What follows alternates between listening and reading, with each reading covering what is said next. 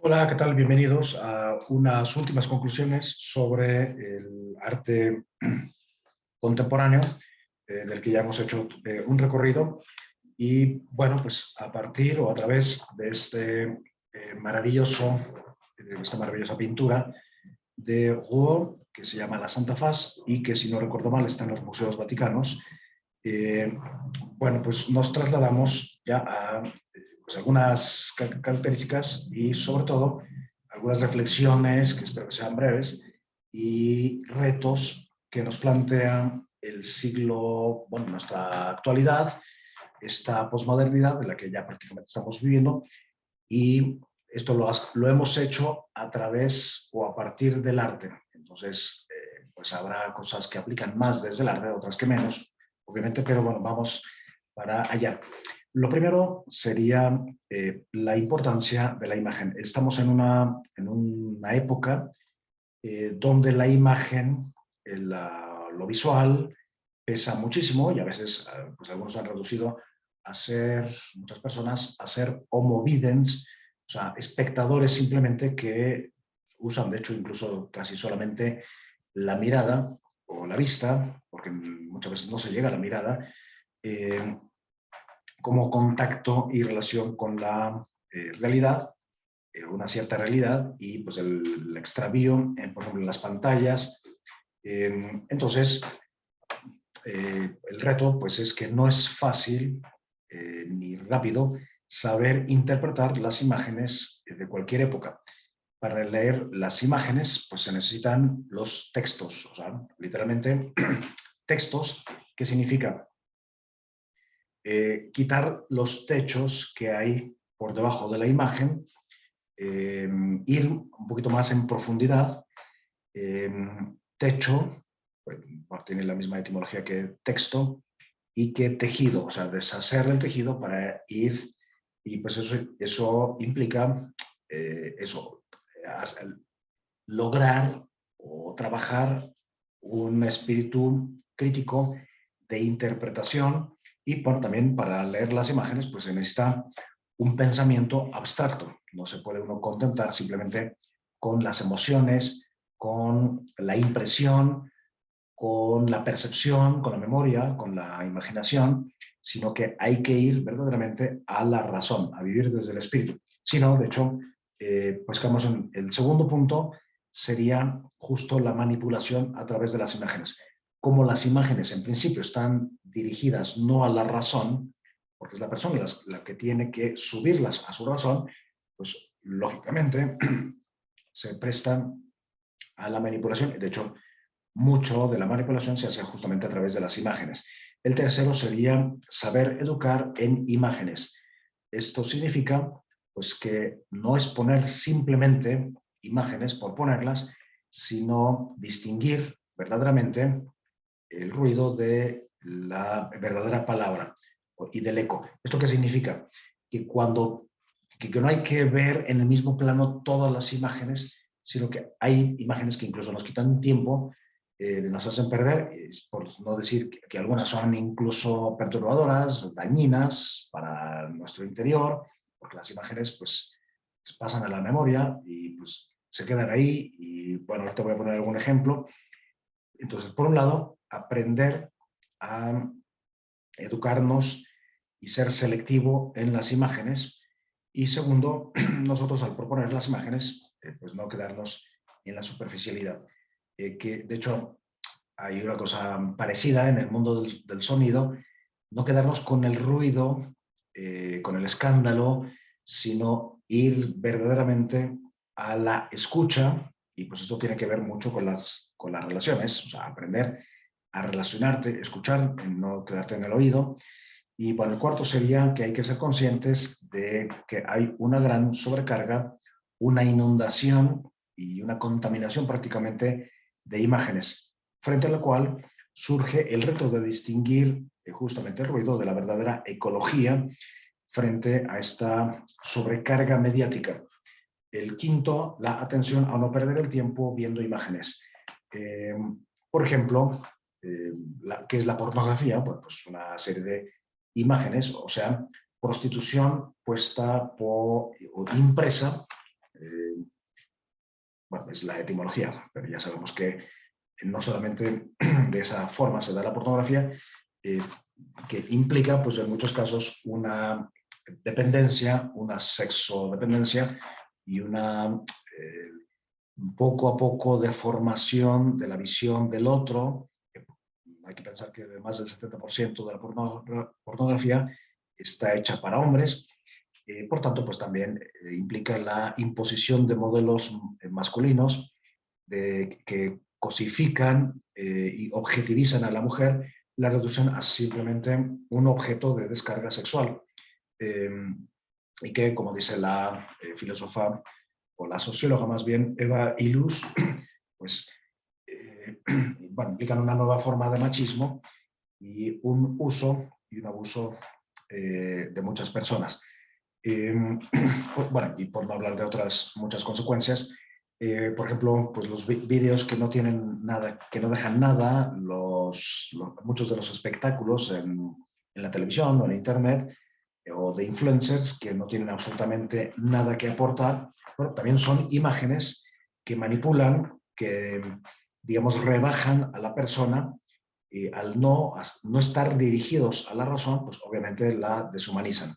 El sexto sería formarse en la capacidad de interpretación, lo que yo decía ya un poco antes, bajar y ser como detectives de la realidad, de aquellas realidades, y vivir con los cinco sentidos: escuchar, oler, abrazar, tocar, gustar, es decir, buscar la sabiduría. La sabiduría, que como dice el libro de los Proverbios, es lo que nos hace fuertes, y la ausencia de sabiduría es lo que nos hace frágiles, débiles, que en latín se dice imbéciles, eh, o idiotas, ¿no? Capaces de repetir solamente una idea recibida, pero no pasada por la razón.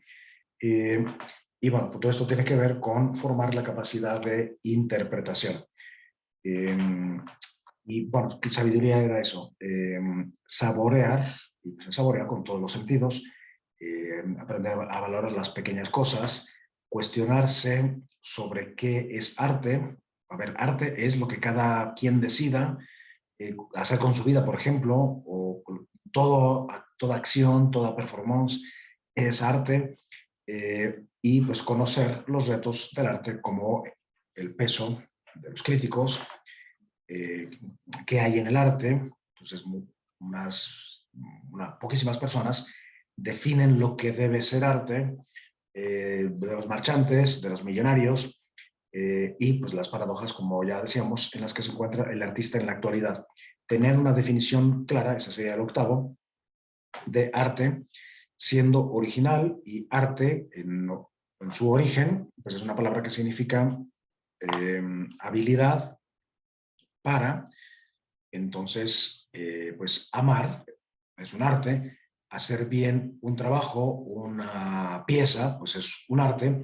Ya después vendrán las bellas artes, o las llamadas artes con mayúscula, eh, pero eso, definir, y por tanto el arte implica preparación, esfuerzo, técnica, habilidades, y no pues simplemente arrojar cosas caprichosamente. El octavo sería tener una definición clara, perdón, lo dije, formar en el señorío de sí, en la libertad, hasta donde se pueda, a partir de un esfuerzo por razonar por uno mismo y con rigor para no dejarse manipular. Ese sería el noveno. Y el décimo, eh, por la evolución que ha seguido paralelamente al arte, y no necesariamente estrechísimamente relacionada con el arte, pero sí la evolución en la que ha devenido la sexualidad en Occidente, revela el peso que la cultura, las ideologías, los sistemas económicos tienen sobre la sexualidad, sobre la visión de la vivencia y la experiencia sexual. Concretamente en Occidente, pues ha dominado el capitalismo. eh, digamos, bueno, es un fenómeno muy complejo, pero se han ido dando pasos, ¿no? Desde pues la época del cortejo, del amor cortés, en que más o menos ya se perfila el capitalismo, pero el caso es que bueno, algunas características propias del capitalismo, como el mercado libre, la ausencia absolutamente de leyes, bueno, exagerando un poco, para negociar, donde lo importante son los business, por tanto se deja fuera, o se trata de dejar hasta donde se pueda, la ética, los intereses particulares de unos. Bueno, pues eso, según algunos autores, como la misma Eva Illouz, trasladado al mundo de las relaciones y concretamente al mundo de la sexualidad, pues ha ido paso a paso a lo largo de los siglos, sobre todo en el siglo XX con la revolución sexual, que corresponde un poquito con todos estos movimientos, ha dado origen perdón, a el peso que tiene lo económico en la sexualidad. Por tanto, aplicar el modelo o la forma con la que se usan las cosas a el uso que se da a las personas o el trato, que es un trato de uso, y pues esto ha creado una gran confusión sobre las relaciones. Por ejemplo, bueno, los hombres ya no saben a qué atenerse respecto a las mujeres, porque las mismas mujeres no saben a su vez cómo relacionarse con los hombres, porque si lo que domina son unas expectativas únicamente hedónicas, o sea, ver al otro simplemente como un objeto de placer, pues ahí se introduce la desconfianza, igual los deseos, la ignorancia, el analfabetismo afectivo, por el cual, o que significa muchas cosas, pero significa que la persona ni siquiera es capaz de decir qué espera de sí mismo, qué espera del otro, no sabe interpretar sus experiencias, por eso es tan importante el arte como camino y ejercicio de interpretación, y desde luego que la procreación, que es otro de los grandes problemas que hay en la actualidad, que se derivan del hecho de ser sexuados, y bueno, de ahí hasta la comercialización del sexo monetario, monetizado, perdón, o no, el emerger de una incerteza generalizada. Incerteza pues significa perplejidad, o sea, no saber qué hacer frente a la otra persona, saber qué hacer con uno, la capacidad o la incapacidad para decidir, y también la sensación, bueno, o más bien a partir de la sensación de que lo único que se espera de una relación es usar o ser usado. Y bueno, hay muchos grados de incerteza, como de certeza, por ejemplo, existencial, legal, eh, ontológica, antropológica, y poco a poco ha ido emergiendo justamente esa, bueno, certeza de la que ya había hablado. Y así como conclusión, pues esto nos lleva a una apuesta sobre dos concepciones, o por una de estas dos concepciones de persona sexuada, relacional. Una es la que considera la sexualidad como un mero medio de disfrute sin proyecto, ateniéndose a las consecuencias que son, además de la violencia, el uso, la reducción del otro a un mero desfogue pasional, la incerteza de la que hablé, ontológica, sobre la propia existencia y sobre la existencia del otro. Esa es una posibilidad en esta apuesta. La otra es la postura que propone la sexualidad fenomenológicamente estudiada como una brújula para el amar. O sea, la sexualidad no es un fin en sí mismo, sino un indicador de que estamos hechos para la relación y que el amor de por sí pide durabilidad y, por tanto, emprender un camino, o sea, un íter y un ordenamiento, o sea, un ordo de la vida en las relaciones y, por tanto, proyectando la durabilidad en el amor, caminando hacia la fecundidad. Por tanto, la validez absoluta que tiene el matrimonio en la actualidad, que no es una cosa de la premodernidad cristiana, si acaso, no, tiene totalmente validez porque es, como todas las cosas que valen la pena en el ser humano, pues el fruto de un proyecto. Bien, pues con eso espero que nos haya gustado esta conclusión, que nos haya dejado algo y pues sin más, muchas gracias.